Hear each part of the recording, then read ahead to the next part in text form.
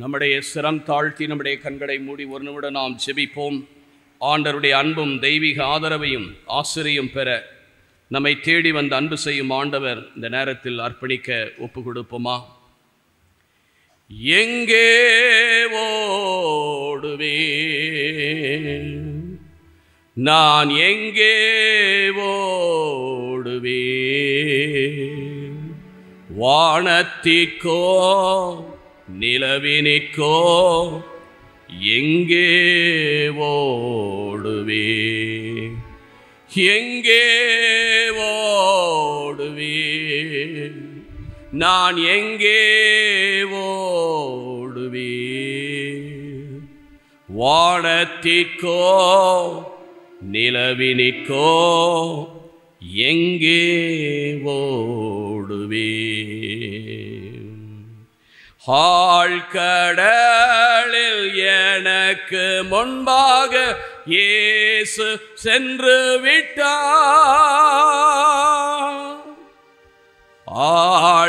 ஆழ்கடலில் எனக்கு முன்பாக இயேசு சென்று விட்டார். பாதாளமே சமுத்திரமே மறைக்க மாட்டாயா?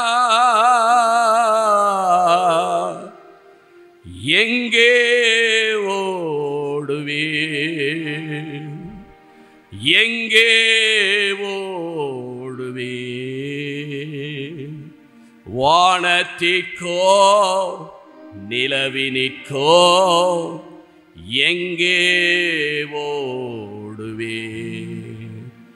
நான் எங்கே ஓடுவேன்? நான் எங்கே ஓடுவேன்? வானத்திற்கோ நிலவினிற்கோ எங்கே ஓடுவேன்? எங்கே ஓடுவேன்? ஆம் தந்தையே, எங்கே நாங்கள் செல்ல முடியும்? எங்கு சென்றாலும் அது கரத்தின் மேன்மையை நாங்கள் காண நீர் செய்கிறீர். உம்முடைய மேலான அன்பையும் இரக்கத்தையும் நாங்கள் பெற்றுக்கொள்ள இந்த அருமையான நாளில் எங்களோடு பேசும். உம்முடைய வல்லமை ஆற்றலும் எங்களுக்குள் செயல்படுவதாக போதுமான கிருபைகளை எங்களுக்கு தாரும். உம்மை நோக்கி நாங்கள் பார்க்கிறோம். பரிசுத்தமாக்கும் இயேசு இரட்சகருடைய நாமத்தில் ஜெபிக்கிறோம் நல்ல பிதாவே, ஆமென். கிறிஸ்துவில் பிரியமான சகோதர சகோதரிகளே, ஆண்டவருடைய அன்பினால் இந்த புதிய மாதத்தை, இந்த புதிய வாரத்தை, அதுவும் முதல் செவ்வாய்க்கிழமை அன்று இறைவன் நமக்கு ஆசீர்வதித்து கொடுத்திருக்கிறார். திருப்பாடல் 118:22 குறிப்பிட்டது போல, this is the day the Lord has made. ஆண்டவர் படைத்த நாள் இதுவே, அக்களிப்போம் அகமகிழ்வோம். The stone which has been rejected by the builders has become the cornerstone. புறக்கணிக்கப்பட்ட கல்தான் வீட்டிற்கு மூளைக்கல்லாயிற்று. இது ஆண்டவருடைய செயல். நம்முடைய கண்ணுக்கு இன்று வியப்பாய் இருக்கிறது. இன்றைக்கு நம்முடைய கண்ணுக்கு வியப்பாய் இருக்கிறது. ஏனென்றால் இதுவரை நம்மை காத்து வந்த எபினேசர், இதுவரை நம்மை காத்து வழிநடத்தின தேவன் நம்மை தொடர்ந்து வழிநடத்த இந்த வருடத்தினுடைய இறுதி வேளையிலே நாம் இருக்கிறோம். இந்த வேளையிலே இறைவன் சென்ற 11 மாதங்கள் நமக்கு வெளிப்படுத்திய சத்தியங்களை எல்லாம் நாம் திரும்பி பார்க்கும்போது, ஜஸ்ட் யூ ஃப்ளாஷ் பேக், நீங்கள் உங்களுடைய கடந்த 11 மாதங்களை பார்க்கும்போது எந்த அளவுக்கெல்லாம் இறைவன் நம்மை வழிநடத்தி இருக்கிறார்.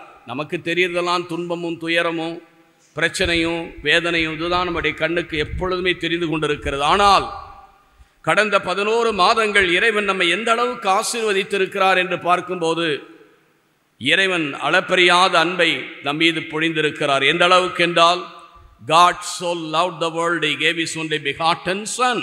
தன்னுடைய ஒரே பேரான மகனையே நமக்கு கொடுக்கின்ற அளவுக்கு உங்கள் மீதும் என் மீதும் அவர் அன்பு கொண்டிருக்கிறார். அந்த அன்பை நாம் இன்னும் ஆழமாக உணர்ந்து வருகின்ற வருடத்திலும் வருகின்ற நாட்களிலும் இந்த மாதம் முழுவதும் அவருடைய பலத்தோடு செயல்படுத்த இறைவன் இன்றைய இறை வார்த்தையின் வழியாய் நம்மை திடப்படுத்த விரும்புகிறார். இன்று வாசிக்கப்பட்ட எசையா புத்தகம் 11வது அதிகாரம் 1 10 வசனங்கள், மேலும் திருப்பாடல் 74 வாசிக்கப்பட்டது.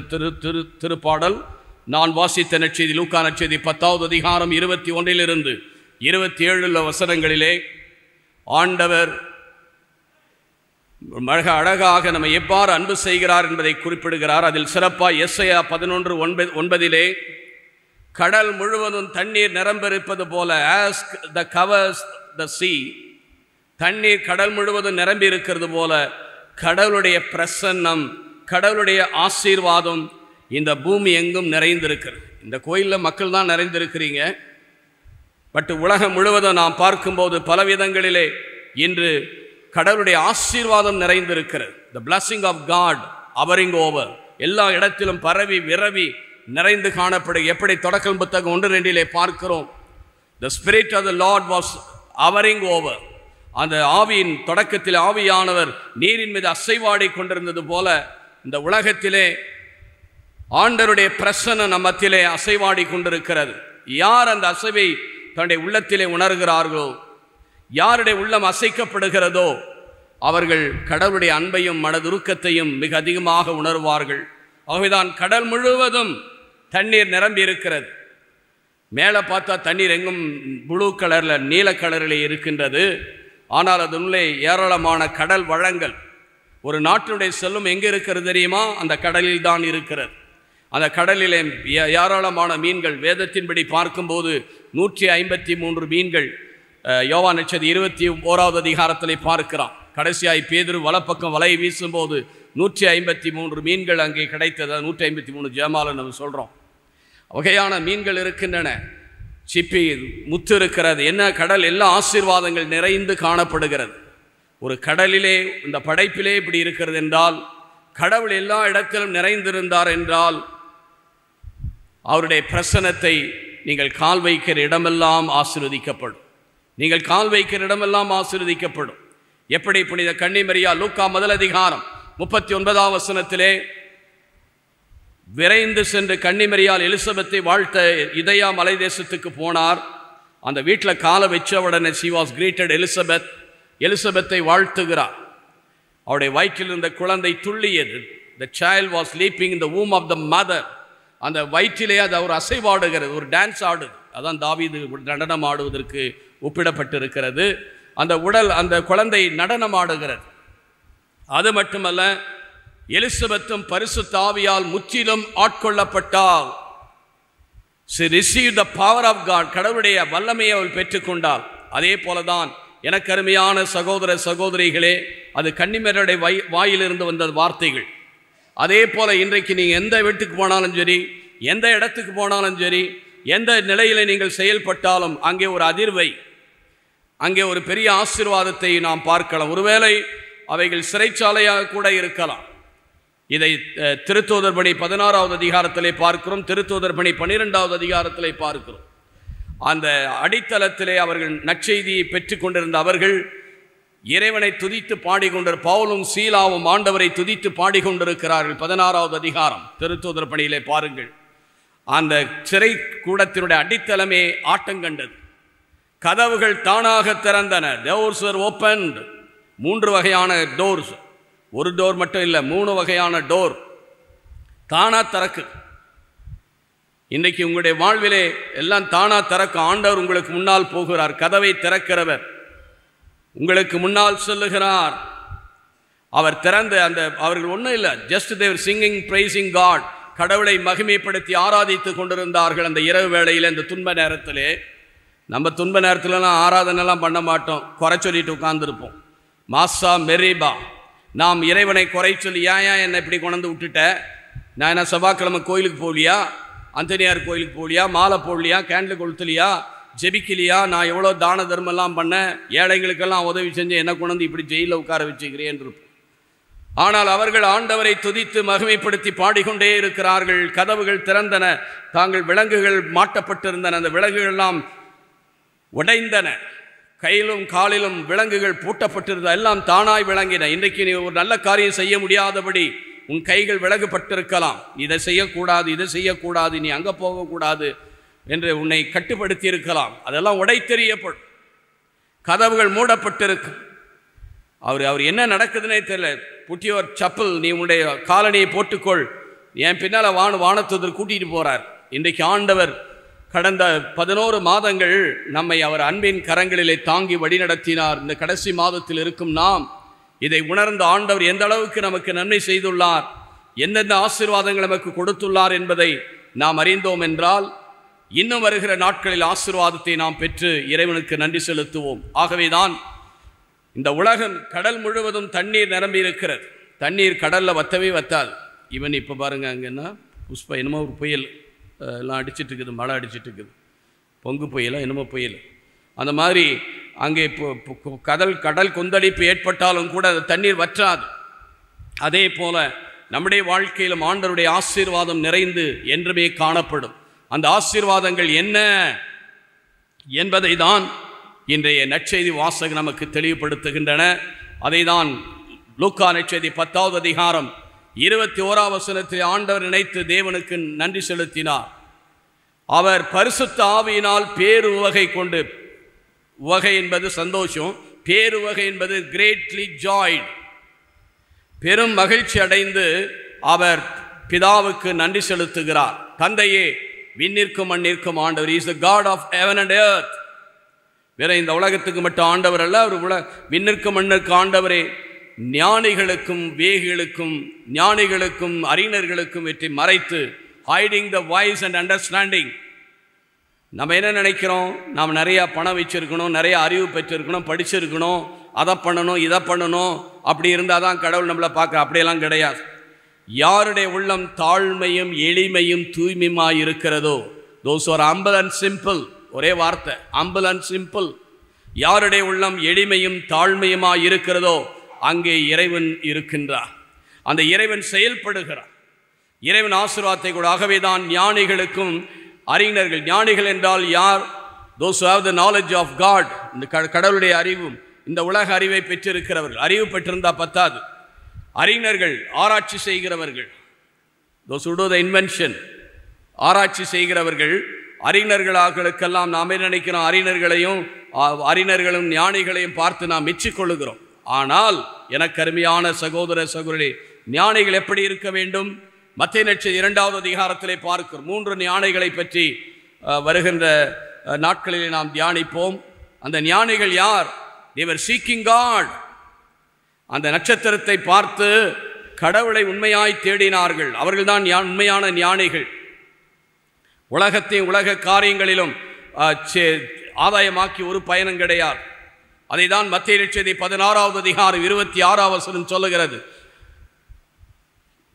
ஒருவன் உலகத்தை ஆதாயமாக்கினாலும் தன்னுடைய ஆன்மாவை இழப்பதினால் அவனுக்கு என்ன பயன்? A man gains the whole world, losing his soul, there is no profit at all. இதுதான் இன்றைய திருவிழா என்று நினைவு கூறுகிற புனித பிரான்சிஸ் சேவியர், புனித சவேரியாருடைய திருநாள் இன்றைக்கு தான். அவருடைய விருது வாக்கு இதுதான். அவரை தொட்டது இந்த வார்த்தை தான். ஒரு உலகத்தை ஆதாயமாக்கினாலும், இந்த உலகத்தை ஒருவன் ஆதாயமாக்கினாலும் தன்னுடைய ஆன்மாவை இழப்பதினால் என்ன லாபம்? அவர் ஒரு பெரிய ஸ்பெயின் தேசத்தில் ஒரு பெரிய பணக்கார குடும்பத்திலே பிறந்தவர். செல்வாக்கு நிறைந்த விவாச ப்ரொஃபஸர் இந்த யூனிவர்சிட்டி. அந்த காலத்தில் 1500 ஒரு பெரிய பாடசாலையிலே ஒரு அவர் ஒரு பேராசிரியராக இருக்கிறார். அந்த நேரத்தில் இந்த வார்த்தை இக்னேசியஸ் ஆஃப் லோயாலா, இயேசு சபையை நிறுவின இக்னேசியஸ் ஆஃப் லோயாலா, இந்த வார்த்தை அடிக்கடி சொல்வது வழக்கம். மத்தேயு நற்செய்தி 16:26, ஒரு மனிதன் உலகத்தை ஆதாயமாக்கினாலும் தன்னுடைய ஆன்மாவை இழப்பதினால் அவனுக்கு என்ன லாபம்? அவனுக்கு அதற்கு ஈடாக எதையும் கொடுக்க முடியாது என்பது அவர் உள்ளத்தில் உணர்த்தியதினால் அந்த பேராசிரியர் பதவியை தூக்கி எறிந்தார். புனித லோயாலா இன்னாசியாரோடு சேர்ந்து இயேசு சபையை நிறுவுவதிலே ஒரு முக்கிய பங்கை வகித்தார். பிறகு இந்திய தேசத்துக்கு வந்தார். இன்று கோவாவிலே அவருடைய உடலை இப்பொழுது எடுத்து வெளியே வைத்திருக்கிறார்கள். நீங்கள் செய்தியிலே பார்த்திருக்கக்கூடும். இந்த 5ஆம் தேதியிலிருந்து ஒரு 45 நாட்களுக்கு அவருடைய உடல் இன்னும் அழியாமல் இருக்கிறது.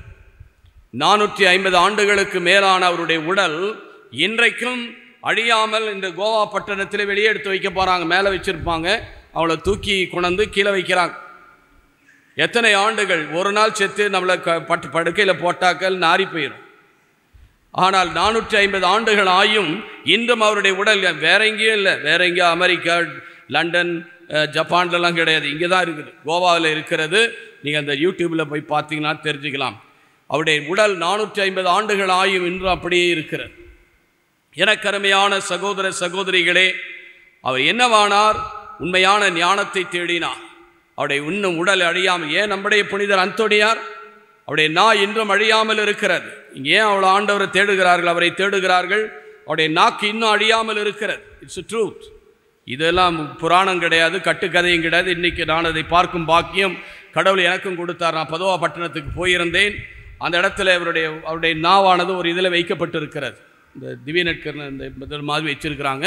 அதில் அவருடைய நாய் இருக்கிறது. எனக்கு அருமையான சகோதர சகோதரிகளே, இத்தனை வருடங்கள் ஆயும் கூட அந்த அவைகள் அழியாமல் இருக்கிறது என்றால், இவங்கள் மட்டும் என்ன, நிறைய புனிதர், இப்போது நிறைய புனிதருடைய உடல்லாம் அப்படியே இருக்குது. கேட்டகுமன் சொல்லுவாங்க. அதில் வந்து பார்த்திங்கன்னா நிறைய உடல்லாம் அப்படியே அழியாமல் இருக்குது. இந்த இறை இறக்கத்தின் கொடுத்த பௌஸ்தீனா, அந்த அருட்சகோதரி உடல் அப்படியே டிப்பிக்கலாக அப்படியே இருக்குது. நம்மளுக்கு மூஞ்சி கீஞ்செல்லாம் சுருங்கி இருக்கும், தலைகள்லாம் நரிச்சு போயிருக்கும். அவங்க அப்படி எப்படி வச்சாங்களோ அது அப்படியே இருக்குது. அங்கே சென்ட் அடிக்கலை, ஐஸும் போடல, ஒன்றும் போடல, அப்படியே இருக்குது. காரணம், அவர்கள் நிலையான வாழ்வை ஆதாயமாக்கி அவர்கள் தேவ ஞானத்தை பெற்றுக்கொண்டதினாலே கடவுள் அவர்களை ஆசீர்வதிக்கிறார். எனக்கு அருமையான சகோதர சகோதரிகளே, குழந்தைகளுக்கு வெளிப்படுத்துகிறார், ஞானிகளுக்கும் அறிஞர்களுக்கும் மறைத்து, hiding the voice and understanding and revealing the truth to the babes. சிறியவர்களுக்கு அவர் வெளிப்படுத்துகிறார். இங்கே குழந்தை என்று சொல்லப்பட்டது. குழந்தை ஏன்? 2 காரணங்கள் உண்டு. அதை ஒரு காரணத்தை சொல்லுகிறேன், பிறகு இன்னொரு காரணத்தை சொல்லு. குழந்தைகள் பார்த்தீங்கன்னா எப்போ அம்மா மடியிலேயே உட்கார்ந்துருக்கும். அம்மாவையும் அப்பாவையும் நம்பும். தண்ணீரை உழுகுனா கூட உளுந்துரும். அது என்ன சொன்னாலும் அது கேட்கும். என் அப்பா அம்மா மேலே அவங்களுக்கு நம்பிக்கை சார்ந்து இருக்கிற டிபெண்டிங்.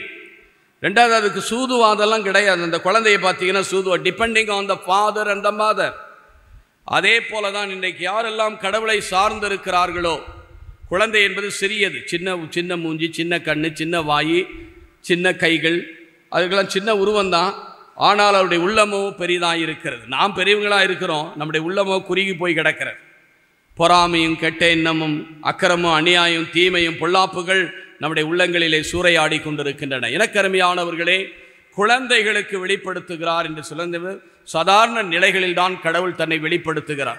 பொதுவாக என்ன நினைப்பாங்கன்னா, நீ நிறைய படிச்சுட்டு, நிறைய ஜெபிச்சுட்டு, நிறைய ஃபாஸ்டிங் இருந்துட்டு, நிறைய அதை பண்ணி இதை பண்ணுனா கடவுள் வந்து செயல்பட இல்லை. சாதாரண நிலையில்தான் கடவுள் மனிதனிடையே செயல்படுகிறார். அதை சில காரியங்கள் நான் வேதத்திலிருந்து குறிப்பிட விரும்புகிறேன். முதலாவதாக, மனிதனை எடுத்துக்கொள்ளுங்கள்.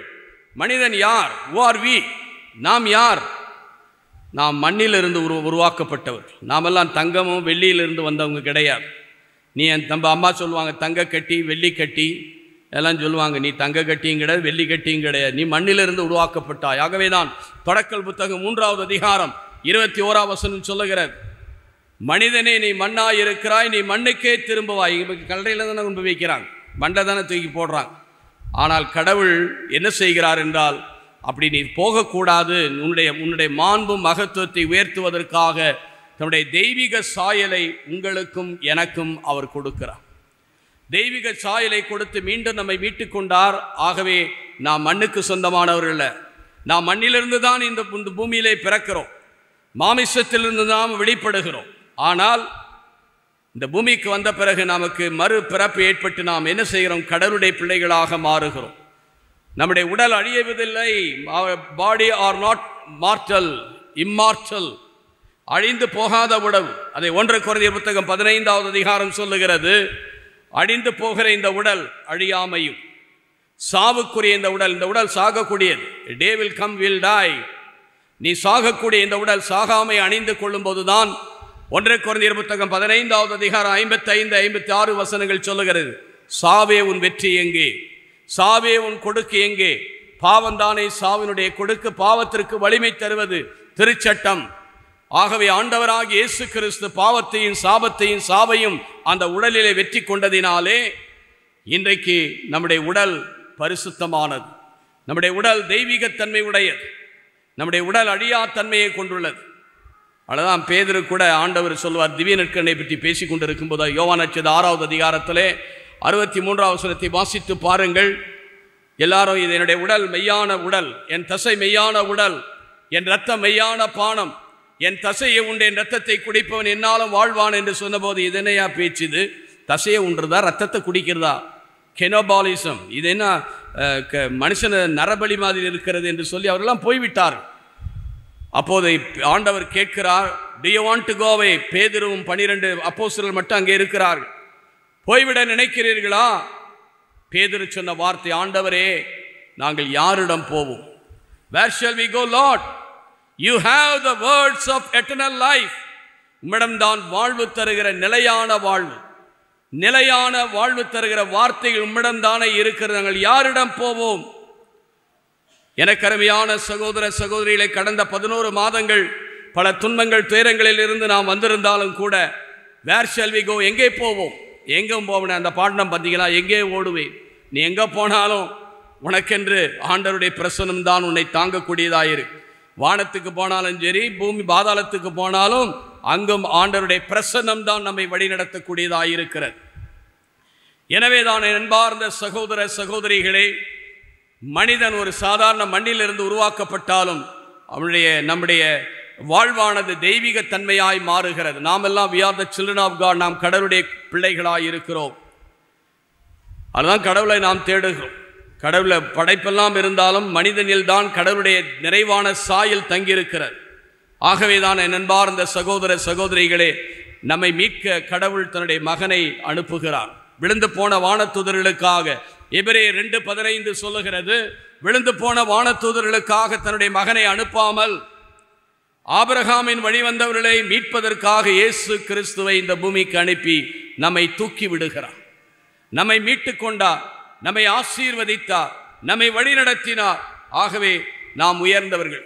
ஆகவே இன்றைக்கு நீங்கள்லாம் இங்கே உட்கார்ந்துருந்தாலும் நீங்கள் சொல்லலாம், எங்கள் கல்றை எல்லாம் புளியகுளத்தில் தானே இருக்குது, கல்றை அங்கே தானே கொண்டு போய் வைப்பாங்க. இல்லை, இது இப்போ இந்த உடல் தான் இந்த கல்லறையில் வைக்கப்படும். நம்முடைய உடல், உண்மையான உடல், ஆன்மீக உடல், ரிசரக்டட் பாடி, உயிர்த்த உடல் விண்ணகத்துக்கு எடுத்துக்கொள்ளப்படுகிறது. எனக்கு அருமையான சகோதர நம்முடைய தாய் நாடு எது தெரியுமா? கல்லறை இல்லை.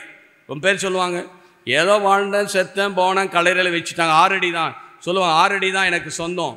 இப்போ ஏக்கரா பூமி இருக்குது, வீடு இருக்குது, ஆனால் 6 அடி தான் சொந்தம். 6 அடியும் சொந்தம் கிடையாது. இது உன்னுடைய வீடு அல்ல. நம்முடைய தாய் நாடு எது தெரியுமா? பிலிப்பியர் 3:20 சொல்லுகிறது, விண்ணகம் தான் நம்முடைய தாய் நாடு. அங்கிருந்து தான் மீட்பராக இயேசு கிறிஸ்து வரப்போகிறார். அவருடைய 2வது போன ஞாயிற்றுக்கிழமை முதல் வருகை பற்றி தியானித்தோம். அவர் வந்துவிட்டு 2025 ஆண்டுகளாகி ஜூபிலி ஆண்டை கொண்டாடி கொண்டிருக்கிறோம். இப்பொழுது மீண்டும் அவர் வரப்போகிறார். ஒருவேளை அது நம்முடைய சாவாக கூட இருக்கலாம். அவருடைய வருகையின் போது இந்த உடல், உள்ளம், ஆன்மா, 1 தெசலோனிக்கர் 5:23 சொல்லுகிறது, அவருடைய வருகையின் போது நம்முடைய உடல், உள்ளம், ஆன்மா தகுதி உள்ளதாக இருந்து அவரை சந்திக்க நாம் ஆயத்தமாக அழைக்கப்படுகிறோம். எனவே நண்பார்ந்த சகோதர சகோதரிகளே, சாதாரண மனிதன் எந்த அளவுக்கு உயர்ந்திருக்கிறான் பாருங்கள். ஆண்டவரால் நம்முடைய வாழ்வு எவ்வளவு நிறைவுள்ளதாக இருக்கிறது. கடவுள் எந்த அளவுக்கு நம்மை உயர்த்தியிருக்கிறார். கடவுளே நம்மை தேடி வந்து மீட்டிருக்கிறார். கடவுளே நம்மை தேடி வந்த, நீங்களும் நானும் கடவுளை இங்கே கோயிலில் வந்திருக்கனால நீங்கள் ஆண்டவரை தேடுறீங்கன்னு நினைக்கிறீங்க. இல்லை, நம்மை தேடி அவர் வந்தார். யோவான் 1:11 சொல்லுகிற, யாரை தேடி வந்தாரோ அவர்கள் அவரை ஏற்றுக்கொள்ளவில்லை, ஆனால் அவரை நம்மை தேடி வந்து மீட்டார்.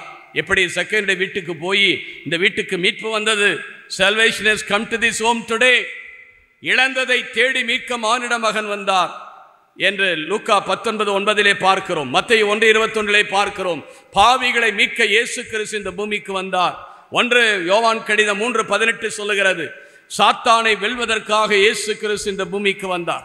ஆகவே இன்றைக்கு வந்து நமக்கு வாழ்வு தந்த அந்த தேவனை நாம் கண்டுகொண்டோம் என்றால் அதுதான் வெளிப்பாடு. That is a revelation.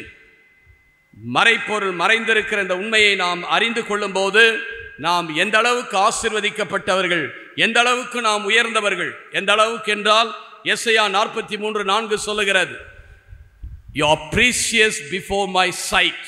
என்னுடைய பார்வைக்கு முன் நீங்கள் விடையேற பெற்றவர்கள். ஒரு தாய்க்கு முன்னால் குழந்தை எடுத்துக்கங்க.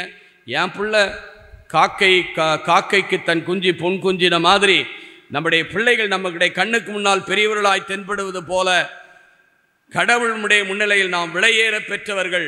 1 பேதுரு 2:9 சொல்லுகிறது, தேர்ந்தெடுக்கப்பட்ட இனம், we are a chosen race, a royal priesthood, அரச குருத்துவ திருக்கூட்டம், பரிசுத்த குலம், இறைவனுக்கு சொந்தமான மக்கள். we belong to the God's family. நம்ம இந்த வீட்டுக்கு இந்த குடும்பம் அல்ல, அந்த குடும்பம் அல்ல, அந்த தெருவல்ல, இந்த தெருவல்ல. we are God's family. நாம் கடவுளுடைய குடும்பத்தை சார்ந்தவர்கள். அந்த உண்மையை அறிந்து கொண்டால் உன்னுடைய வேதனை, உன்னுடைய கண்ணீர், உன்னுடைய வீட்டிற்கு ஆண்டவர் வருவார். அவர் உன்னை தேடி வருவார், உன்னை ஆசீர்வதிப்பார். அந்த உண்மையை காண எல்லாரும் சிரம் தாழ்த்துவோமா? நம்முடைய கண்களை மூடிய வண்ணமாய், ஆண்டவரே, இந்த உன்னத பண்பை எங்களுக்கு தந்திருக்கிறீரே. உலகத்தில் இருக்கிறவருடைய உன்னில் இருக்கிறவர் பெரியவர் என்று நீ சொல்லியிருக்கிறீரே. நீர் உன்னத தேவனாய் இருக்கிறீர். உன்னுடைய உண்மையான ஆசீர்வாதத்தை எங்களுக்கு நிறைவாய்த்தாரும். எங்களை தேடி வந்து அன்பு செய்தவரே, மத நிறைவான வாழ்வை குறைவில்லாமல் தந்து எங்களை காத்துக்கொள்ளும். எங்களை பரிசுத்தமாக்கும். நீரே புனிதப்படுத்தியருளும். என்னை தேடி இயேசு வந்தார், எந்தன் வாழ்வை மாற்றி விட்டார். பாடுவோம். என்னை தேடி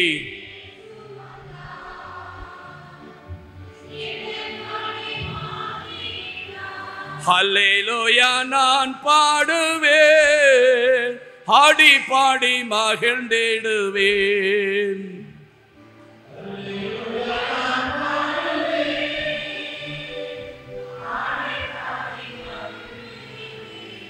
என்னை தேடி இயேசு வந்தார், எந்தன் வாழ்வை. என்னை தேடி இயேசு வந்தார், மகனானே நான் மகளானேன்.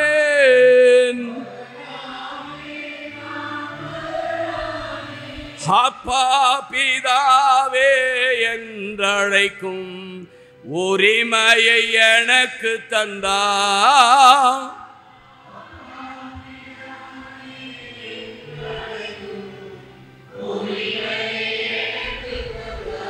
என்னை தேடி இயேசு வந்தார், எந்தன் வாழ்வை.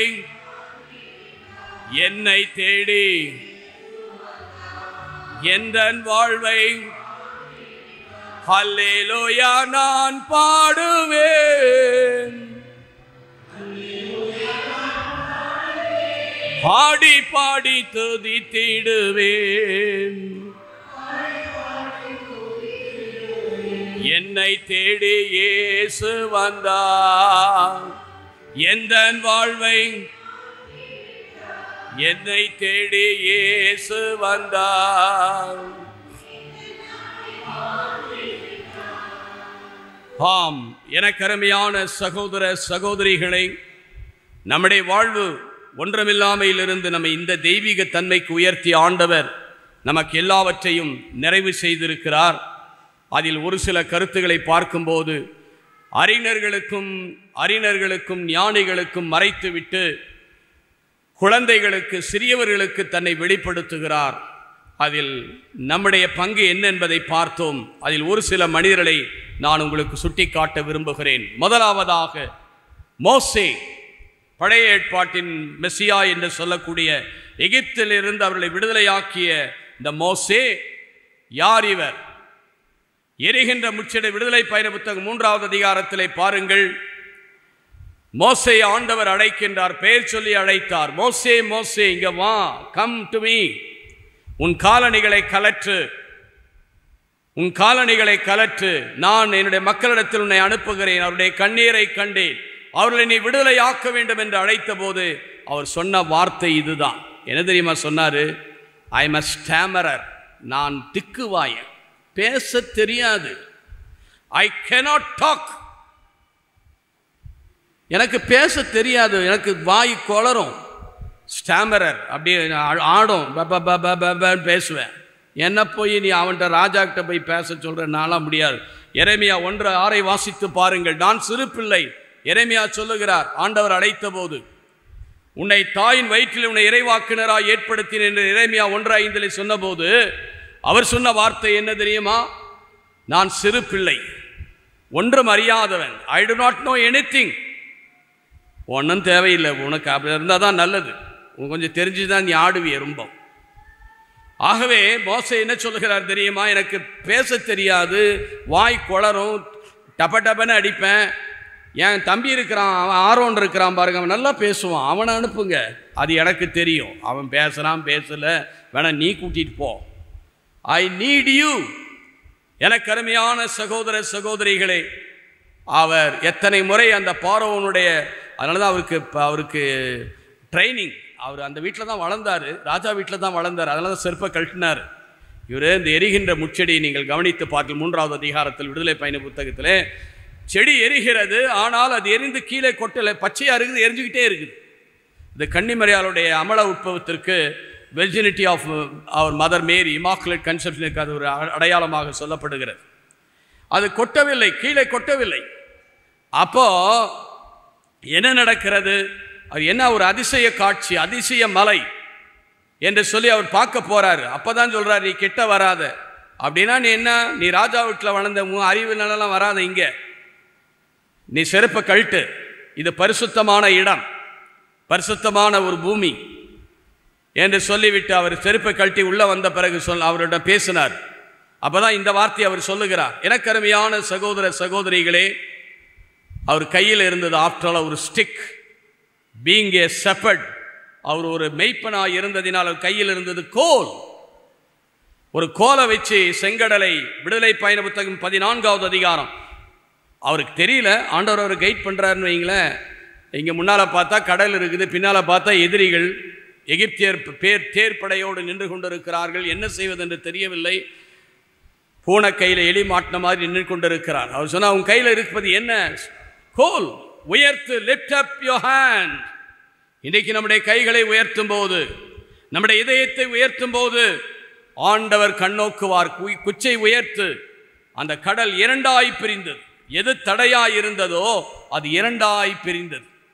எனக்கு அருமையான சகோதர சகோதரிகளே, உங்களுடைய வாழ்க்கையில் எத்தனையோ தடைகள் உங்களுக்கு முன்னால் பெருங்கடலை போல இருக்கலாம்.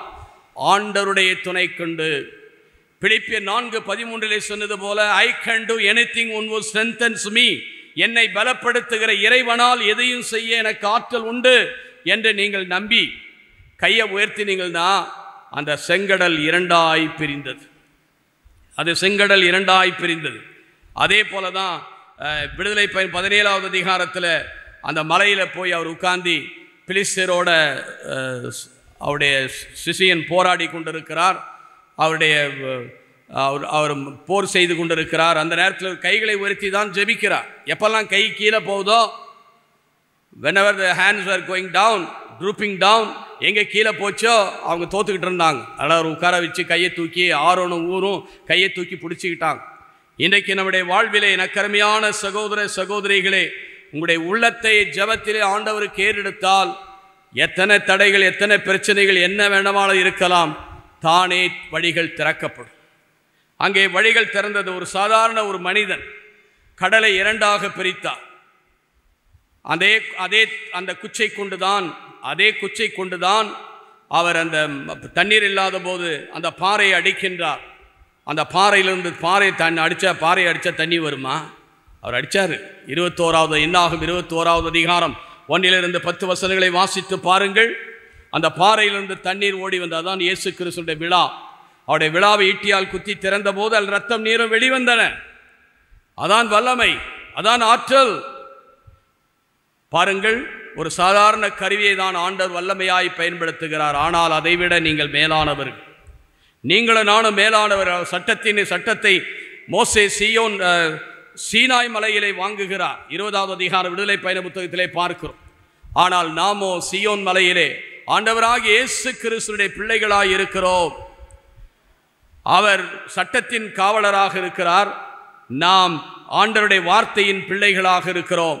அவர் எப்படி ஆண்டவரால் ஒரு சாதாரண கருவி அவ்வளவு வல்லமையை செயல்பட்டார் என்றால், இன்றைக்கு நீங்களும் நானும் அதே போலதான் நமக்கு எதிராக, நம்முடைய குடும்பத்துக்கு எதிராக, நம்முடைய வேலைக்கு எதிராக, நம்முடைய சூழ்நிலைக்கு எதிராக எதிர்ப்புகளும் தடைகளும் வேதனைகள் இருந்தாலும் இறைவனோடு இணைந்து வாழும்போது, நீ ஒரு சாதாரண மனிதனாக தான், நீ டாக்டரேட்லாம் படிக்கணும்னு அவசியம் கிடையாது, இந்த பைபிளெல்லாம் ஆராய்ச்சி பண்ணணும்னு அவசியமே கிடையாது, நீ ஞானியாக இருக்க வேண்டிய அவசியம் இல்லை, நீ பெரிய ஆராய்ச்சியாளராக இருக்க வேண்டிய அவசியமே இல்லை.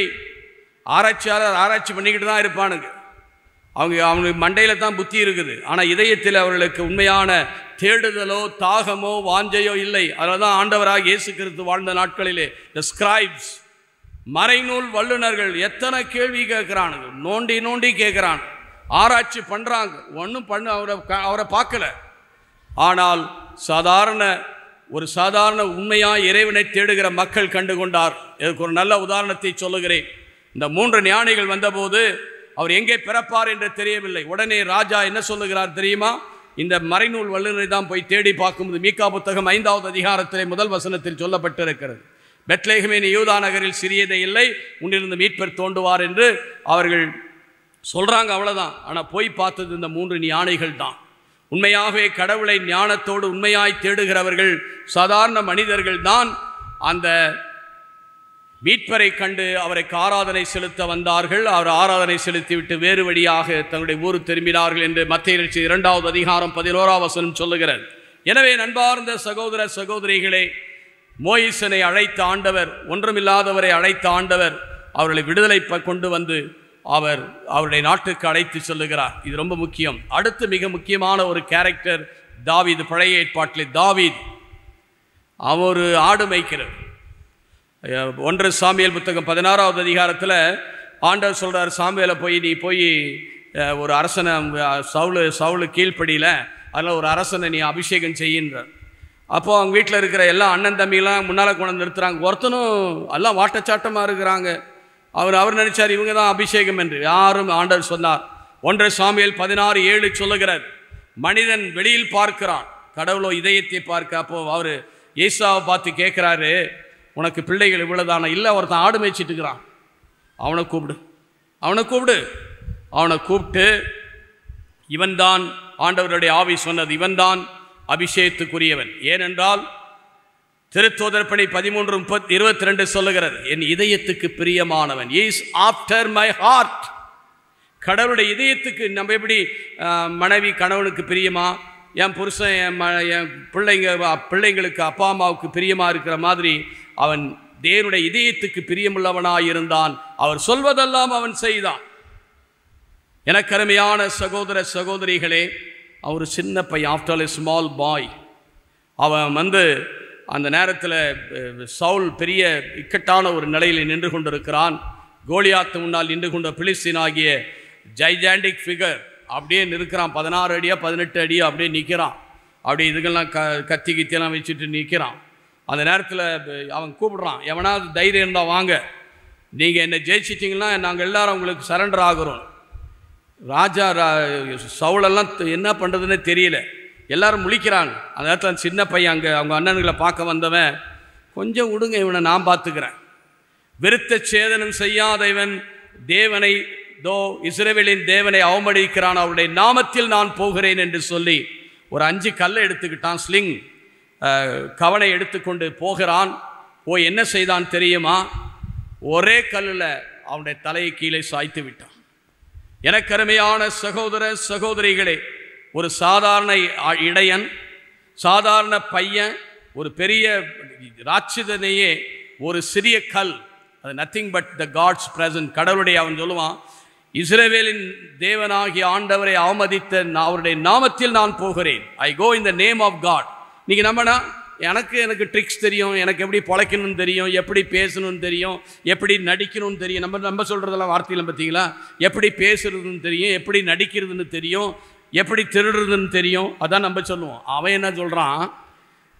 ஏதோ இஸ்ரவேலின் தேவனுடைய பரிசுத்த நாமத்தில் நான் போகிறேன், விருத்த சேதனம் செய்யாத அவன் அவருடைய நாமத்தை பழித்துரைக்கிறான், நான் அவருடைய நாமத்தில் சொல்லுகிறேன். இதை தான் திருத்தூதர் பணி 3வது அதிகாரத்திலே பேதுரு 3 மணிக்கு தொழுகை கூடத்துக்கு போகிறாரு. அங்கே ஒரு பிச்சை எடுத்து கொண்டு இருக்கிற 40 வருடமாய் பிச்சை எடுத்து கொண்டு இருக்கிற மனிதன் பிச்சை கொடுப்பாருன்னு கையை நீட்டுறான். அப்போ அவனை பார்க்குறாரு, இவர் பார்க்குறாரு. பார்த்துட்டு அவர் சொல்கிறாரு, என்கிட்ட வெள்ளியோ பொண்ணு இந்த காசெல்லாம் கிடையாது தம்பி, என்கிட்ட காசெல்லாம் கிடையாது, என்னிட இருக்கிறத நான் உனக்கு கொடுக்கிறேன். What I have I give to you. என்கிட்ட இருக்கிறத நான் உனக்கு கொடுக்கிறேன்னு சொல்கிறான். என்ன இவர்கிட்ட இருக்குது? அவர் சொல்கிறார், நாசரேத்தூர் இயேசுவின் நாமத்தில் நான் உனக்கு சொல்லுகிறேன், நீ எழுந்து நட. I say in the name of Jesus of Nazareth, get up and walk. எல்லாரும் பிச்சை போட்டு அவனை பிச்சைக்காரனை தான் ஆக்கினாங்களே தவிர அவனை தூக்கலையே. அவனை இன்னும் பிச்சைக்காரனை தான் ஆக்கினாங்க. ஆனால் அங்கே ஒருவர் வந்தார். அதுவும் இயேசுவும் கிடையாது, இயேசுனுடைய சீடர். அவர் என்ன சொன்னார்? இந்த name of Jesus of Nazareth, Nazareth ஒரு இயேசுவின் நாமத்தில் சொல்லுகிறேன். இன்றைக்கு அந்த நாமத்தினுடைய வல்லமையை நீங்களும் நானும் பெற்றுக்கொண்டோம் என்றால், ஆண்டவரே உம்முடைய நாமத்தில் நான் மகிமை பெற வேண்டும். உன்னுடைய நாமம் எங்கெல்லாம் பிரஸ்தாப்படுகிறதோ, விடுதலை பயண புத்தகம் 20:25 சொல்லுகிறது, wherever your name is honored, I will come and bless them. நான் வந்து உங்களை ஆசீர்வதிப்பேன். ஏங்க நீங்க இங்க இந்த இடத்துல மட்டும்தான் ஆசீர்வாதமா, வேற இடத்துல இல்லையா?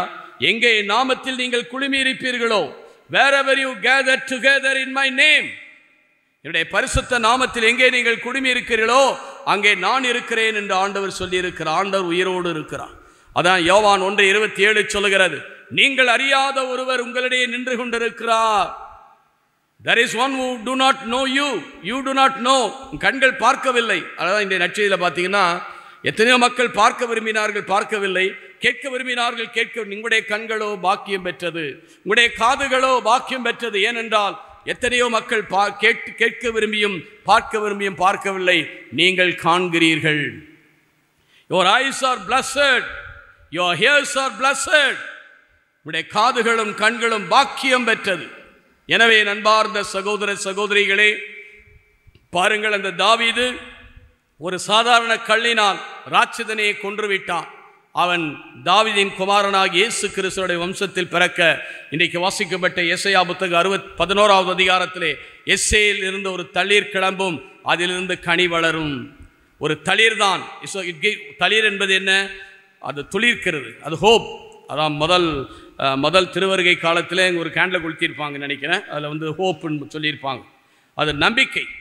உன் நம்பிக்கை உன் மேலே இல்லை, இந்த உலகத்தின் மேலே, உன் பணத்தின் மேலே, உன் அதிகாரத்தின் மேலே இல்லை, உன் தேவனாகிய ஆண்டவர் மேல். If you have faith in the Lord, நீ உன் தேவனாகிய ஆண்டவருடைய நாமத்தில் நீ நம்பிக்கை கொண்டால் உனக்கு நிச்சயம் வெற்றி உண்டு. இது பழைய ஏற்பாட்டின் ஒரு நிலை. இன்றைக்கு அதே வல்லமையை தான் ஆண்டவராகிய இயேசு கிறிஸ்து நமக்கு கொடுக்க விரும்புகிறார். அதை காண கண்களை மூடுவோமா? உங்களையும் ஆண்டவர் தேர்ந்தெடுத்திருக்கிறார். நீங்களும் ஒரு சாதாரண மனிதர்கள் தான்.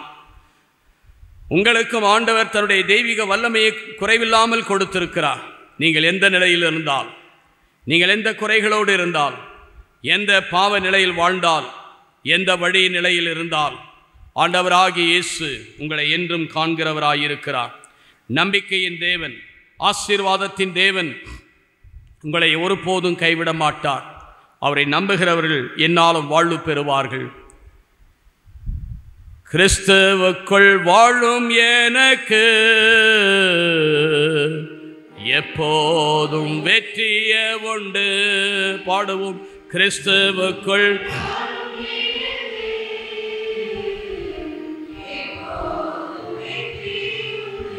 என்ன துன்பம் வந்தாலும் நான் பயப்பட மாட்டேன்.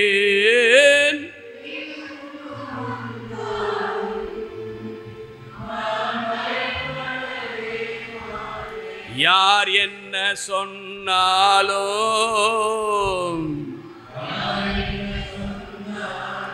நான் சோர்ந்து போக மாட்டேன். நான்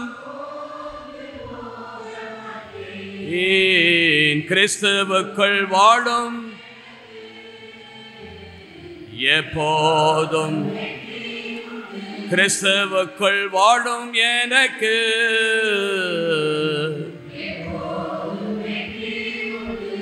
என்ன துன்பம் வந்தாலும் நான் கலங்கிடவே மாட்டேன்.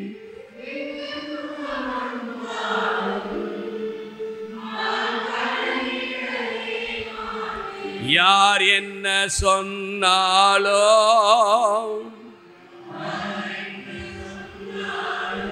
நான் சோர்ந்து போக மாட்டேன். நான்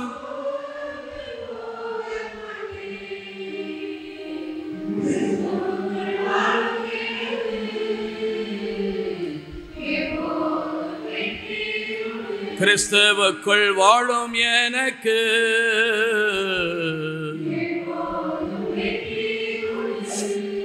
சாத்தானின் அதிகாரமெல்லாம் என் நேசர், சாத்தானின் என் நேசர்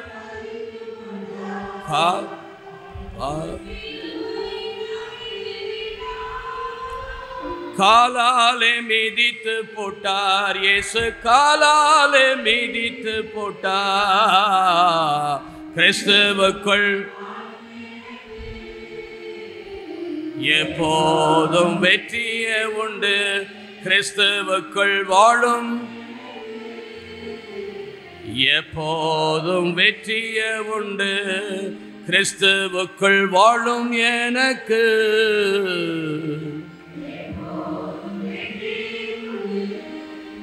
ஆம். எனக்கு அருமையான சகோதர சகோதரிகளே, once you live with Christ, ஒரு நாள் நீ ஆண்டவரோடு வாழும்போது, unless you abide in him, நீ அவரோடு இணைந்து இருக்கும்போது நீ வெற்றி வாழ்க்கை இந்த பூமியிலே வாழ முடியும். அவரோடு நீ நடக்க வேண்டும், அவரோடு நீ பயணிக்க வேண்டும். அவர் உன்னை பாதுகாத்து உன்னில் அவர் வழி நடத்துவார். இன்று நான் அவருடைய கருத்துக்கு வருகிறேன். அவர் எப்படி இந்த பூமியிலே பிறந்தார்? ஒரு சாதாரண படைப்பாக, ஒரு மனிதனாக. நமக்கு கூட ஆஸ்பத்திரி, கவர்மெண்ட் ஆஸ்பத்திரி இருக்குது, போய் பிறந்துக்கலாம். அவர் பிறந்த ஹம்பிள் லைஃப் பிகினிங் பாருங்கள். இதை யோபு புத்தகம் 8:7 சொல்வார். துவக்கம் எப்பொழுதும் அற்பமாயிருக்கும். The beginning will be humble. அது நிறைவு சம்பூர்ணமாயிருக்கும். துவக்கம் எப்போதும் குறைவு ஒன்றுமில்லாததாக இருக்கும், ஆனால் முடிவு நிறைவுள்ளதாக இருக்கும். இயேசுனுடைய ஆரம்பம் எப்படிப்பட்டது?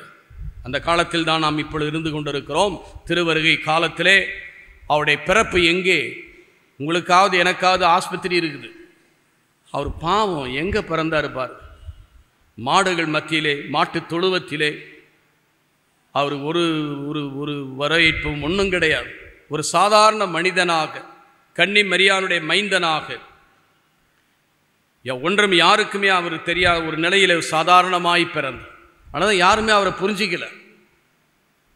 அவருக்கு என்ன நிறைய பால் ஊட்டினாங்களா, ஐஸ் வாங்கி கொடுத்தாங்களா, அதை வாங்கி கொடுத்தாங்களா, இதை ஒன்றும் பண்ணல. ஒரு சாதாரண அம்பிள் பிகினிங். அதே தான். அப்படியே அதுக்கு பின்னால் பெரிய கையெல்லாம் தூக்கிட்டு அவர் ஆடல ஒன்றும் இல்லை. அவர் ரொம்ப சிம்பிள், வாழ்க்கையும் ரொம்ப சிம்பிள்.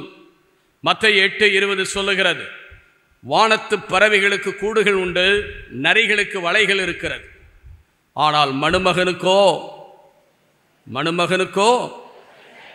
அங்கே தலையை எங்கே சாட்சிக்கிறார் பாருங்க. தன்மேலேயே சாட்சிக்கிட்டார். while he was dying, தன்மேலேயே அவர் தாய்த்து, தன் தலை சாய்த்து, அந்த வார்த்தை அப்படி தான் வரும், தலை சாய்த்து உயிர் விட்டார். வானத்து பறவைகளுக்கு கூடுகள் இருக்கின்றன, நரிகளுக்கு வலைகள் இருக்கின்றன, ஆனால் மணுமகனுக்கோ தலை சாய்க்க கூட இல்லை. அதனால தான் யாருடைய கல்லறையில் வைத்தாங்க அவரை? அரிமத்தியா யோசேப்பு என்ற இன்னொருத்தருடைய கல்லறையில், மாற்றானுடைய கல்லறை.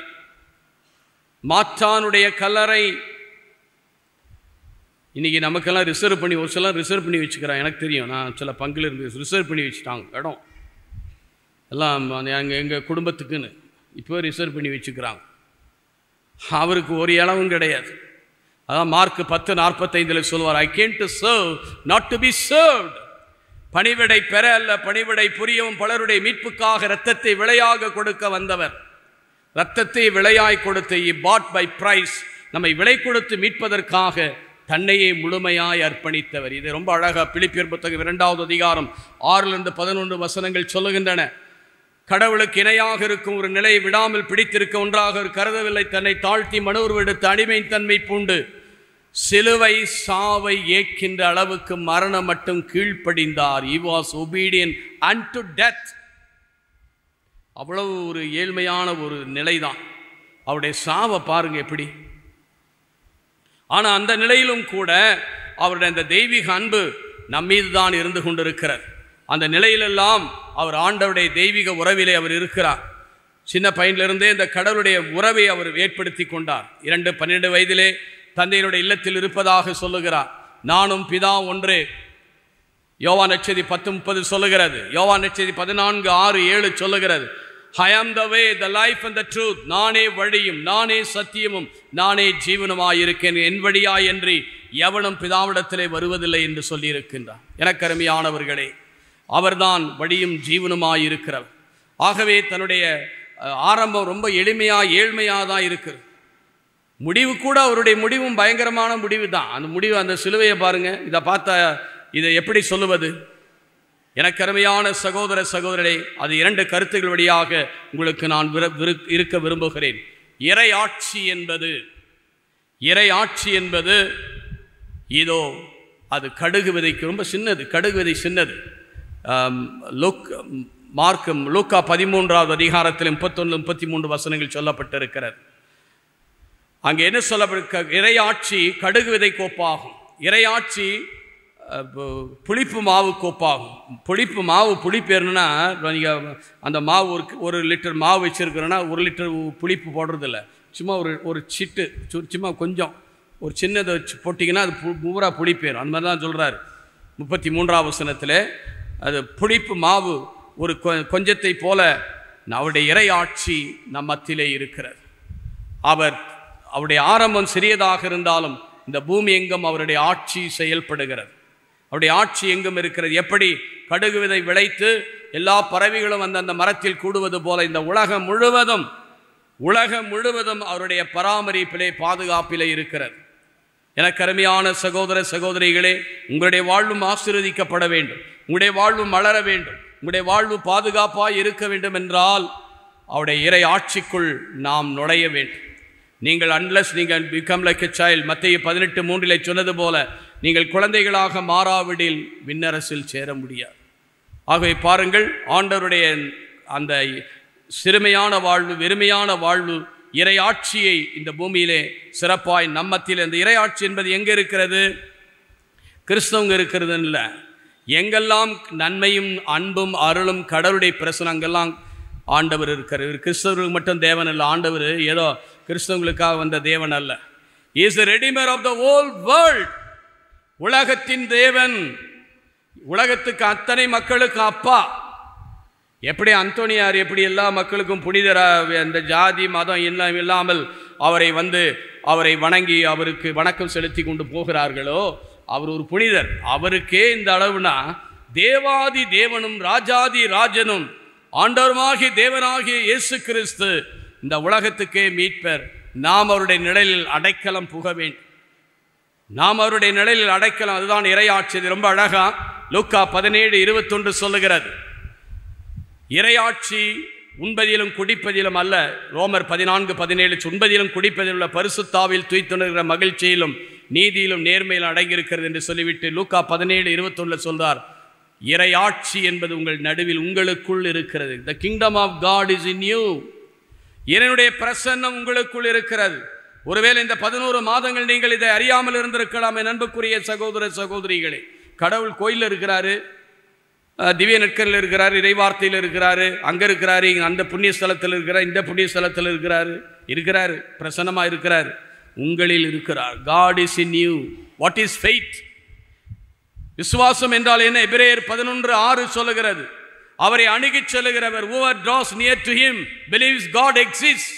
ஒவ்வொருவரிலும் கடவுள் வாசம் செய்கிறார். ஒவ்வொருவரிலும் கடவுள் வாசம் செய்கிறதை மறந்து விடாதே. உனக்குள் கடவுள் வாசம் செய்கிறார். God is indwelling in you. வார்த்தை மனுவுருவானார், நம்மிடையே குடிக்கொண்ட. The word become flesh and dwelt among us. அந்த வார்த்தை இன்று நம்மோடு குடிக்கொண்டிருக்கிறார். இதை நீங்கள் ஒருவேளை இந்த 11 மாதங்கள் நீங்கள் உணராமல் இருந்திருக்கலாம். இன்றாவது நீங்கள் இதை உணர்கள். ஆண்டவர் உங்களோடு வாசம் செய்து, பொய்யல்ல, ஊமானம் அல்ல, ஊமையம் அல்ல, நான் அனுபவிக்கிறேன், நான் பேசுகிறேன். 1 கொரிந்தியர் 3:16, 1 கொரிந்தியர் 6:16 வாசித்து பாருங்கள். நீங்கள் தான் தேவனுடைய ஆலயம். இந்த ஆலயம் எப்படி பரிசுத்தமானதோ, இப்போ நாய் வந்து அசிங்கம் பண்ண விடுவோமா? அந்த நாயை அடித்து தோர்த்துவோம். அந்த மாதிரி தேவனுடைய ஆலயம், நீங்கள் தான் தேவனுடைய ஆலயம். பரிசுத்த ஆவி உங்களில் வாசம் செய்கிறார். கடவுளுடைய பிரசன்னம் உங்களில் வாசம் செய்கிறது. The word is indwelling in you. கடவுளுடைய பிரசன்னம் உங்கள் மத்தியிலே இருக்கிறது அன்பார்ந்தவர்களே. ஆகவே நீங்கள் இதை கண்டுகொள்ள வேண்டும். இதான் இறையாட்சி. ஆனால் தோக்கம் சிம்பிளா தோக்கம். நீ உன்னை தாழ்த்தி, நீ கடவுளுடைய பிள்ளையா, நீ உன்னை வெறுமைப்படுத்தினா கடவுள் உங்களோடு வந்து தங்குவார். இது மிக மிக முக்கியமான ஒரு காரியம். 1. 2வது, கடவுளுடைய ராஜ்யத்திலே பலவீனங்கள் தான் பரிபூர்ணமாய் விளங்கும். 1 கொரிந்தியர் 12:9 பார்க்கும், when I am weak I am strong. துன்பங்கள், துயரங்கள். அதனால தான் கடவுள் எது தேர்ந்து கொண்டார்னா சிலுவையை தேர்ந்து கொண்டார்.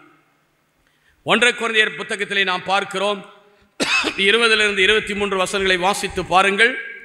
யூதர்களுக்கு இந்த சிலுவை மடமையாய் இருக்கிறது. ஒரு கடவுள் போய் இந்த சிலுவையில் தொங்குவதா? அவர் அப்படியே ஜாலியாக வரணும், குதிரையில் வரணும், வெள்ளை குதிரையில் வரணும், வல்லமையோடு வரணும், மாட்சியோட வருவார். அதை மத்தேயு 17வது அதிகாரத்தில் தாபூர் மலையில் மாட்சிமை என்ன என்பதை அந்த 3 யோவான், பேதுரு, யாக்கோப்புக்கு வெளிப்படுத்தி காட்டினார். இங்கே இருப்பது எத்துணை நன்று. 17:5 மத்தேயு 17:5 சொல்லுகிறது, இங்கே இருப்பது எத்துணை நன்று, வேறிடத்தில் 1000 நாள் இருப்பதை விட ஆண்டவருடைய சன்னிதானத்தில் இருப்பது எவ்வளவு நல்லது. லூக்கா 10:42 வாசித்து பாருங்கள். மார்த்தாள் மரியாளுடைய வீட்டில் ஆண்டவர் சொல்லும் போது, மார்த்தா மார்த்தா, நீ பலவற்றை குறித்து கவலைப்பட்டு கலங்குகிறாய், தேவையானது ஒன்று. மரியாள் நல்ல பங்கை தேர்ந்து கொண்டு, மேரி has chosen the best portion, அது அவரிடமிருந்து எடுக்கப்படாது. ஆகவே நண்பார்ந்த சகோதர சகோதரிகளே, ஆண்டவர் எதை தேர்ந்து கொண்டார் என்றால் பலவீனத்தை பலமாக தேர்ந்து கொண்டார், சிலுவை. அது 1 கொரிந்தியர் 20:21. கிரேக்கருங்க எப்போதுமே ஞானத்தை நாடுவாங்க. படி இந்த கிளாசிக்கல் ரிஃப்ளெக்ஷன், ஃபிலாசபி, தியாலஜி என்னென்னத்தையோ படிச்சுட்டு பேசிக்கிட்டு இருப்பானு. ஆனால் down to the root to the earth இருக்காது. ஆனால் கிரேக்கர்கள் ஞானத்தை நாடினார்கள், யூதர்கள் அதிசயத்தை நாடினார்கள். உன் பேர் என்ன தெரியுமா? கடவுள்கிட்ட சொல்லுவாங்க, நீ ஒரு அதிசயம் பண்ணு, நான் நம்புகிறேன். நீ ஒரு அதிசயம் பண்ணு, நான் நம்புகிறேன். இன்றைக்கி நீங்களாம் நம்மளாம் அப்படி தான் உட்காந்துருக்குறோம், அப்படி தானுங்களே? மத்தேயு 12வது அதிகாரத்தில் சொல்லுகிறார், 27-28, இந்த தீய விபச்சார தலைமுறை அருங்குறி ஒன்று கேட்கிறது. யோனா நினிவே மக்களுக்கு அருங்குறியாக இருந்தார், மானிட மகனை தலைமுறைக்கு மட்டும் அருங்குறியாக இருப்பார், வேறு அருங்குறி கொடுக்கப்படாது. என்ன அது? மரித்து உயிர் தந்த அனுபவம் தான் ஒரு பெரிய அதிசயம். இதை விட அதிசயம் உலகத்தில் கிடையவே கிடையாது. யாரும் இதுவரை மரித்து உயிர்த்தவர்கள் கிடையாது. கிறிஸ்து ஒருவர் மட்டும்தான் மரித்து உயிர்த்ததினால் இன்னைக்கு அந்தோனியார் ஒரு புனிதராக இருக்கிறார்னா காரணம் என்னன்னா அவருடைய உயிர்ப்பிலே அவர் பங்கேற்றிருக்கிறார். God is alive. கடவுள் உண்மையுள்ளவராயிருக்கிறார். யோபு சொன்னது போல 19:25-26 வாசித்து பாருங்கள். என் மீட்பர் உயிரோடு இருக்கிறார். My redeemer is alive. என் சொந்த கண்களால் காண்பேன், அந்நிய கண்களால் கல்ல. நானும் அப்படிதான், என்னுடைய ஆசையும் அதுதான். ஆண்டவரே, உன்னை நான் பார்க்கணும். நான் ஆண்டவரை சந்திக்கிறதுக்கு காரணமே இதுதான். நான் உன்னை பார்க்கணும், உன் குரலை கேட்கணும். நான் பார்த்தேன், கேட்டேன், கேட்டுக்கொண்டு இருக்கிறேன். நீங்களும் அதே வாஞ்சை தான் இருக்கு. ஆண்டவரே என்னோடு பேசும்.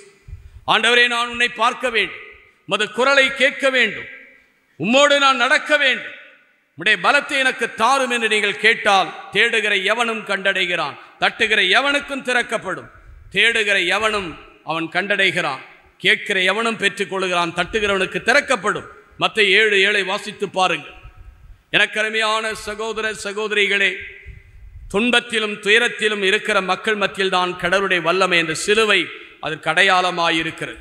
இது மடமை, யூதர்களுக்கு மடமையாயிருக்கிறது. மீட்கப்படுகிற உங்களுக்கோ எனக்கோ it's a God's power and wisdom. 1 கொரிந்தியர் 1:27 சொல்லுகிறது, இந்த சிலுவை கடவுளுடைய வல்லமையும் ஞானம். அதில் பார்த்தா வல்லமை இருக்குதா? பரிதாபமாக இருக்கு. அவரை பார்த்தால பரிதாபமாக இருக்கு. அதில் என்ன ஞானம் இருக்குது?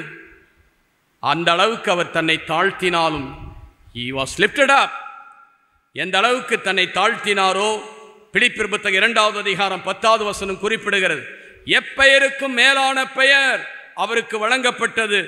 எல்லா முழங்கால்களும் மண்டியிட்டு இயேசு கிறிஸ்து ஆண்டவர் என்று எல்லா நாவும் அறிக்கையிடும். All knees should bow, every tongue should confess that Jesus Christ is the Lord. இயேசு கிறிஸ்து ஆண்டவர் என்று எல்லா நாவும் அறிக்கையிடும். அதுதான் நீங்களும் நானும். எனவே நண்பார்ந்த சகோதர சகோதரிகளே, இறைவனுடைய அவருடைய சிலுவை நமக்கு வல்லமை ஆற்றலையும் கொடுக்கிறது. ஆகவே உடைய வாழ்க்கையில் பல சிலுவைகள் இருக்கலாம், பல துன்பங்கள் இருக்கலாம். என்னை பின்பற்ற விரும்புகிறவன் தன்னலம் துறந்து, லூக்கா 9:23 சொல்லுகிறது, என்னை பின்பற்ற விரும்புகிற எவனும் தன்னலம் துறந்து, deny yourself, தன்னலம் துறந்து தன் சிலுவையை சுமந்து நாள்தோறும் என் பின்னே வரட்டும். நாள்தோறும், எவ்ரிடே. ஏதோ தவ காலத்தில் சும்மா சிலுவையை கையில் பிடிக்கிறது இல்லை. அப்படின்னா நீ கஷ்டப்பட்டு சாகணும்னு கடவுள். நீ உங்களுக்கு சிலுவைனா அது ஆசீர்வாதங்க. It's a power, it's a wisdom of God. எனவே நண்பார்ந்த சகோதர சகோதரிகளே, உங்களுடைய வாழ்க்கையிலே துன்பங்களும் துயரங்களும் வேதனைகளும் பாரங்களும் அவமானங்களும் பிரச்சனைகள் இருந்தாலும் கவலைப்படாதீர்கள், அவைகளெல்லாம் வெற்றி கொண்ட ஆண்டவர் உங்களோடும் என்னோடும் இருக்கிறார். 1 கொரிந்தியர் 10:13 சொன்னது போல, மனிதனுக்கு வந்த சோதனை அல்லாத எந்த சோதனை உங்களுக்கு வரவில்லை. கடவுள் உண்மையுள்ளவர். அவர் நீ தாங்கிக் கொள்ளவும் அதிலிருந்து தப்பிவிக்கவும் உனக்கு அவர் கிருபை செய்வார், ஆசீர்வதிப்பார். அவைதான் பவுலடிகளார் 3 தடவை ஜெபிச்சாரு. அவருடைய உடல்ல நோய் இருந்துச்சு. அவர் பெரிய புனிதருங்க. எத்தனை கடிதம் ரோமர்லேருந்து தீத்து புத்தகத்தில் எழுதினவருக்கு உடல்ல நோய். 12வது அதிகாரம் முதல் புத்தகம் 12வது அதிகாரத்தை வாசித்து பாருங்கள். அவர் 3 முறை ஜெபித்தார். அவர் ஜெபம் கேட்கல. அவர் சொன்னார், my grace is sufficient for you. என் அருள், நான் தரும் அருள் உனக்கு போதும். அப்போதான் நீ எப்போதுமே நீ ஆண்டவருக்குள்ளே போய்கிட்டே இருப்ப. ஆகவே அன்பார்ந்த சகோதர சகோதரிகளே, உலகத்தில் வேதனை உண்டு, துன்ப துயரங்கள் உண்டு. உலகத்தை ஜெயித்த ஆண்டவர் இன்றும் உங்களோடும் என்னோடும் அவர் வாசம் செய்கிறார். என்றும் அவர் இருக்கிறார். அவர் நம்மை கைவிட மாட்டார். அவர் நம்மை வழிநடத்துவார். அது குழந்தைகள் அவரை தாழ்மையான உள்ளத்தோடும் எளிமையான மனதோடு நாம் அவரை சார்ந்திருக்க வேண்டும். இது மிக முக்கியமான ஒரு கருத்து. 2வது, கடவுளுடைய பிள்ளைகள் யார்? நாம் மீண்டும் கடவுளுக்குள் பிறக்க வேண்டும். யோவான் 3:3 சொல்லப்பட்டிருக்கிறது. ரோமர் 8:14 நீங்கள் ஆவியினால் இயக்கப்படும் போது கடவுளுடைய பிள்ளைகள் அப்பா என்று அழைக்கும் உரிமையை நாம் பெறுகிறோம். யோவான் 1:12 சொல்லுகிற அவருடைய நாமத்தில் விசுவாசம் வைத்தால் நீங்கள் கடவுளுடைய பிள்ளைகள். அந்த அனுபவத்துக்கு வரணும். இப்போ நீங்கள் கேளுங்க, நீ யாருடைய பிள்ளை? அப்பா பிள்ளை, அம்மா பிள்ளைன்னா என்ன சொல்லுவோம்? பெண்களெல்லாம் சும்மா சொல்லுவாங்க எங்கள் அப்பா பிள்ளைன்னு. பசங்கள்லாம் பார்த்தா எங்கள் அம்மா பிள்ளைன்னுவாங்க. அது ஒரு அட்டாச்மெண்ட்டு, ஃபிசிக்கல் எமோஷனல் அட்டாச்மெண்ட், அவ்வளோதான். ஆனால் நம்முடைய உண்மையான அப்பா அம்மா கடவுள் தான் நம்முடைய அப்பா அம்மா. அதனால தான் யார் என் சகோதர சகோதரி? இயேசு கேட்டார், யார் என் தாய்? என் தாயை இதோ யோவான் 19:25 சொன்ன, air is my mother, air is your son. நீ ஏற்றுக்கொள்ள அந்த தாயை நமக்கு கொடுத்திருக்கிறார், தந்தையை நமக்கு கொடுத்திருக்கிறார். நாம் தெய்வீக உறவிலே பங்கேற்கும் போது we become the children of God. நாம் கடவுளுடைய பிள்ளைகள். ஒளியின் மக்கள், இருளின் மக்கள் அல்ல. ஒளியின் மக்களாய் நாம் இருந்தோம் என்றால் கடவுள் நமக்கு வெளிப்படுத்துவார். என்ன வெளிப்படுத்துவார்? அவர் எப்படி உங்களை அன்பு செய்கிறாரு, என்ன உங்களை எப்படி பாதுகாக்கிறாரு, எப்படி உங்களை வழி நடத்துகிறாரு. என்ன நேர்ந்தாலும் நீங்கள் நன்றி செலுத்துங்கள், இடைவிடாது ஜெபியுங்கள். இதுதான் தேவனுடைய திருவிழமாக இருக்காங்க. என்ன சொல்கிறாரு இன்னைக்கு வாசித்த லூக்கா 10:21, தந்தையே விண்ணிற்கும் மண்ணிற்கும் ஆண்டவரே ஞானிகளுக்கு வேய்களுக்கு மறைத்து குழந்தைகளுக்கு வெளிப்படுத்துவதால் உம்மை நான் புகழ்கிறேன். இதுதான் உடைய திருவிழம். தந்தையே உடைய திருவிழம் இதுதான். என்ன திருவிழம்? நாம் கடவுள் நமக்கு அநேக உண்மைகளை வெளிப்படுத்துவார், சத்தியங்களை வெளிப்படுத்துவார். உன் குடும்பம் எப்படிப்பட்டது, உன் குடும்பம் எப்படி வாழணும், எப்படி வழி நடத்தப்படணும், எப்படி ஆசீர்வதிக்கப்படணும், மற்றவங்களை எப்படி வழி நடத்துறது, பிறருக்கு நாம் எப்படி ஆறுதலாக இருப்பது என்பதை ஆண்டவர் நமக்கு திட்டம் தெளிவாய் நமக்கு வெளிப்படுத்துவார். ரெவலேஷன், இந்த கடைசி புத்தகம் இருக்கு பாருங்க, ரெவலேஷன் பேர் ஆங்கிலத்தில், தமிழில் திருவெளிப்பாடு நமக்கு வெளிப்படுத்துகிறது. அது ஒரு காட்சி. அது பத்மோ தீவில் யோவான் கண்ட காட்சி. மாறாக உனக்கு கடவுள் வெளிப்படுத்தணும், நான் உன்னோட பேசுகிறேன்ப்பா, நான் உன்னை கைவிட மாட்டேன், நான் உன்னோட இருக்கிறேன், யார் உன்னை கைவிட்டாலும் நான் உன்னை கைவிடுவதில்லை, நீ எங்கு சென்றாலும் உன்னை விட்டு நான் விலக மாட்டேன், உன்னை கைவிட மாட்டேன். எப்படி உன் உள்ளத்தில் ஒவ்வொரு நாளும் அவர் பேசும்போது, உன்னை வழி நடத்தும் போது நிச்சயமாக அந்த வெளிப்பாடுகளால் நாம் நிறைவு பெறுவோம், ஆசிரை பெறுவோம். அந்த ஆசிரை பெற எல்லாரும் மடங்காலில் அமருவோமா? ஆண்டவரை நோக்கி நாம் பார்ப்போம். தேவனுடைய கரம் இந்த அற்புதமான இந்த நாளிலே நம்மை வழிநடத்தி ஆசீர்வதிக்கும்படியாக, அவருடைய அன்பிலும் ஆற்றலிலும் வல்லமையிலும் இந்த நாளிலே நிலைத்திருந்து வழிநடத்த பெறும்படியாக ஆண்டவரை நோக்கி பாருங்கள். வாரும் ஆண்டவரே, எங்களை ஏற்றுக்கொள்ளும் என்று எல்லாரும் கண்களை மூடுவீர்களா? கரங்களை விரியுங்கள். எசப்பா, எங்களுக்கு இந்த உண்மை வெளிப்படுத்தும் ஆண்டவரே. ஞானிகளுக்கும் அறிஞர்களுக்கெல்லாம் மறைத்துவிட்டு குழந்தைகளாகி எங்களுக்கு தான் நீர் வெளிப்படுத்துகிறீர் என்று சொல்லுகிறீர். ஆக எங்களுக்கு வெளிப்பாடுகளை தாரும், நம்பிக்கை ஊட்டும். அந்த நம்பிக்கையில் அன்பே, கல்வாரி அன்பே, ஆமை என் உள்ளம் அன்பே, ஆமை என் உள்ளம் தாகம் எனக்காய் அப்பா, தாகம் எனக்காய் பாவங்கள் பரிகார என் பாவங்கள் பரிகார அன்பே ஆமை என் உள்ளம்